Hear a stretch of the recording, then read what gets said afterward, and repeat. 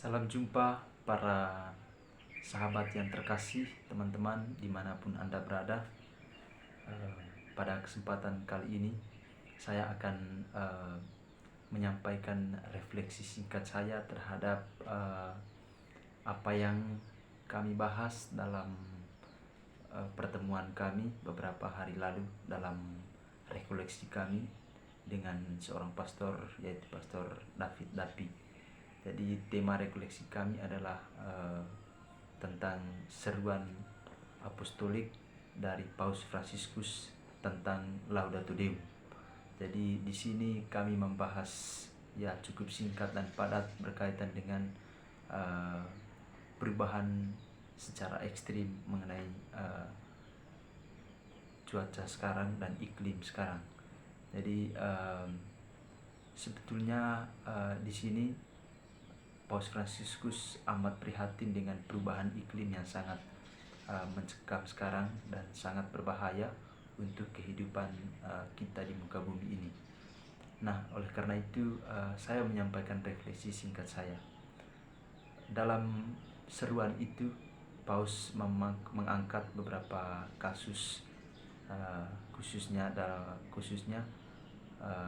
terjadi cuaca panas sekarang, kemudian kekeringan di mana-mana, kemudian terjadinya ketidakseimbangan ekologis akibat ulah manusia, dan juga air yang tidak stabil atau tidak lagi menjadi segar, dan juga banyak hal penyakit-penyakit yang muncul di mana-mana yang terjadi secara tidak disangka-sangka. Ya memang hal itu kita tidak bisa menjudge bahwa semua itu adalah karena perubahan iklim, tetapi paling tidak di sini ya kita bisa kembali masuk pada refleksi kita masing-masing, bagaimana kita berhadapan dengan alam. Artinya bagaimana sikap kita terhadap alam dan akibat atau dampak dari sikap-sikap itu.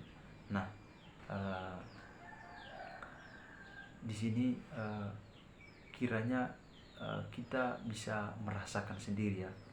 Jadi saya secara pribadi juga merasakan betapa perubahan iklim sekarang itu sangat berpengaruh dalam kehidupan sehari-hari. Misalkan saja ya singkatnya saja, misalnya panas, kita tidur malam, tidur siang pun ya itu kita merasakan panasnya, padahal sebelumnya tidak. Kemudian makanan yang kita makan juga ya rasa-rasanya kekurangan gizi begitu. Nah, kemudian juga udara yang kita hirup sudah tidak segar lagi.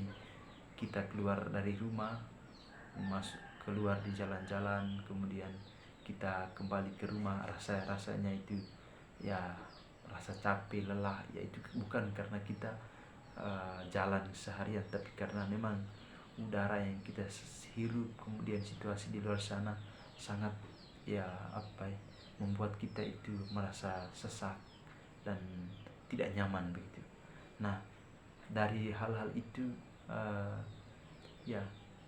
saya secara pribadi merefleksikan bahwa hal ini tidak mungkin kita biarkan begitu saja.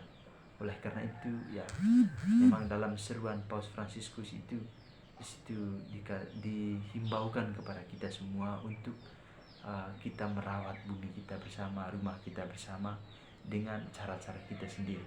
Langkah-langkah preventif yang diberikan oleh misalkan saja para ilmuwan atau para akademis itu sebetulnya ya untuk saya secara pribadi itu menambah masalah baru. Karena di sini kan misalkan saja kita merasakan panas. Nah, solusi yang kita buat adalah misalnya kita membeli kipas angin, kemudian AC apa segala macam. Nah, barang-barang itu ya secara pribadi saya merasakan itu hanya menambah satu masalah, karena semua barang-barang itu adalah membutuhkan energi listrik misalnya. Nah, itu energi listrik ini itu ya kita dapatnya itu kita mengerus alam dulu, baru kita dapat barang-barang semacam itu.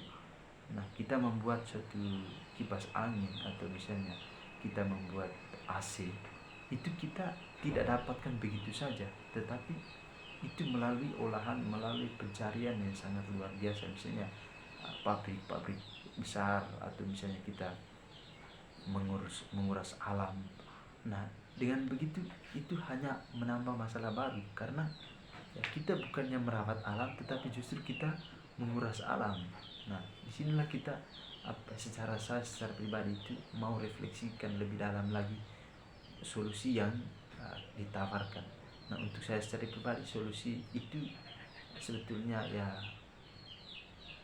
salah sebetulnya dari saya. Jadi masih banyak hal lain, misalnya tisu atau misalnya kendaraan anak semua itu bukan solusi, tapi semua itu adalah menambah masalah baru.